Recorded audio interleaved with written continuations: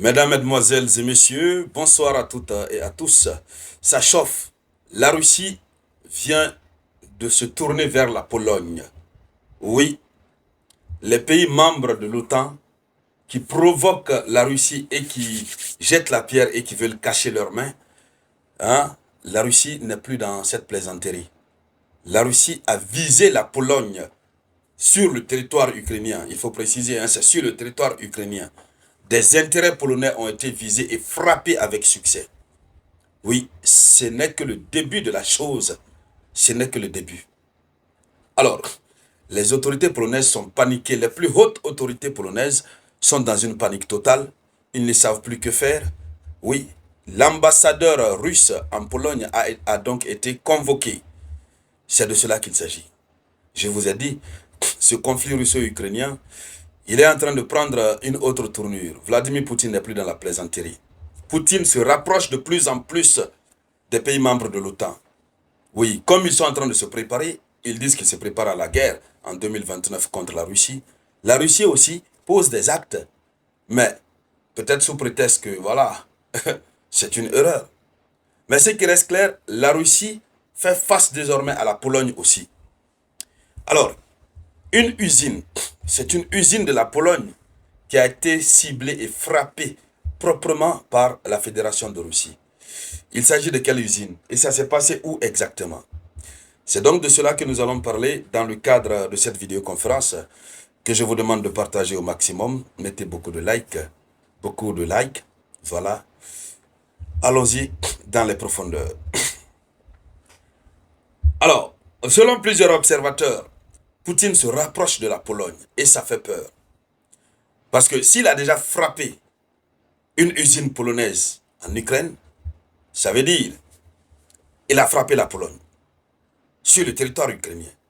Donc, demain après-demain, ils peuvent viser directement la Pologne. D'ailleurs, il faut rappeler, on n'a pas besoin de le rappeler, qu'un drone de reconnaissance russe était allé se promener en Pologne tout récemment. Les autorités polonaises étaient en état d'alerte maximale jusque maintenant. Le drone était allé se promener aux environs d'un camp militaire. Ils l'ont juste vu et le drone est reparti sans problème. Et voici ce qui vient d'arriver. Alors, selon le ministre des Affaires étrangères polonais, un drone russe a frappé une usine polonaise. Donc, l'usine a été frappée à Vinitia. Et l'usine polonaise à Vinitia a été endommagée, carrément endommagée, par la frappe de drones russes dans la nuit du 16 au 17 juillet 2025.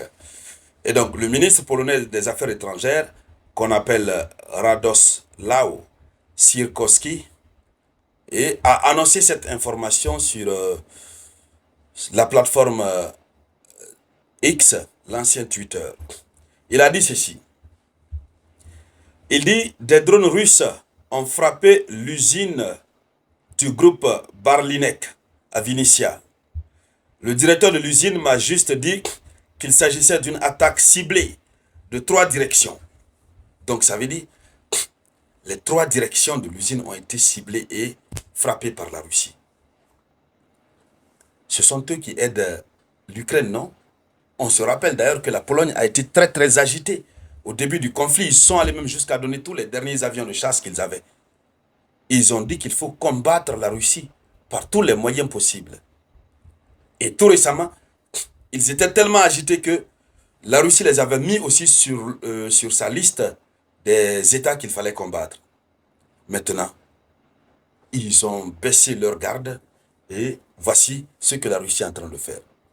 Alors, donc, le ministre a également ajouté que le personnel consulaire polonais était désormais sur place, travaillant avec des services d'urgence ukrainiens au niveau de l'usine.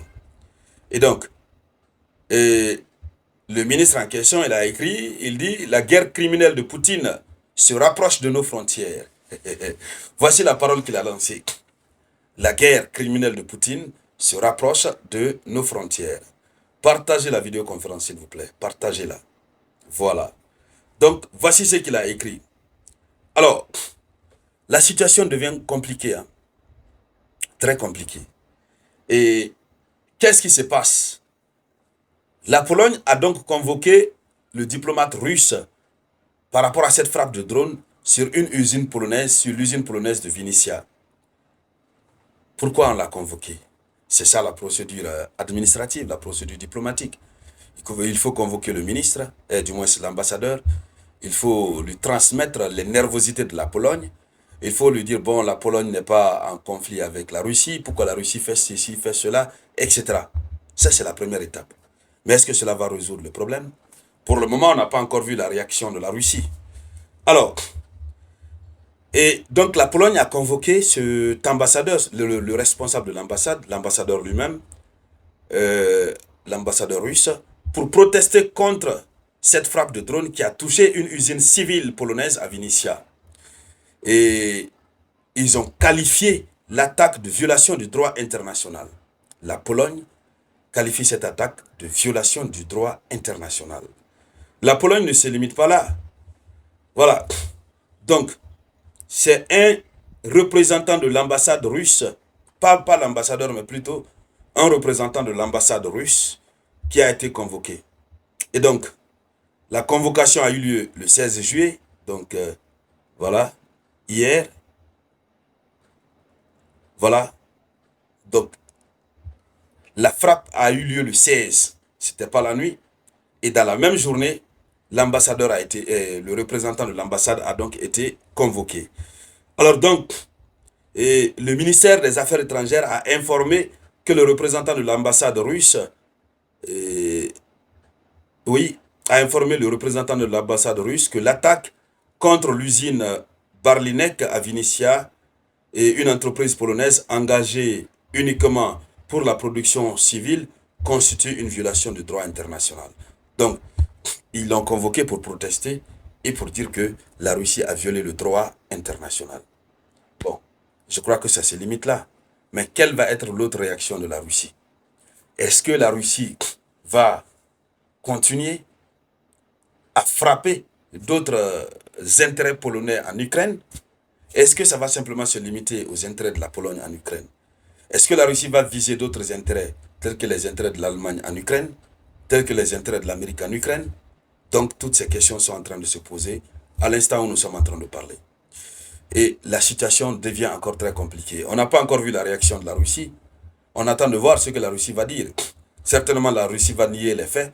La Russie va certainement dire, bon, c'est un drone qui s'était égaré, certainement. On ne sait pas d'abord. Anyway, on continuera de suivre cette actualité. Et tout ce qui va en découler, on reviendra en parler ici sur la tribune d'éveil des consciences. Merci donc à toutes et à tous. Je vous reviens tout à l'heure. C'était La Voix.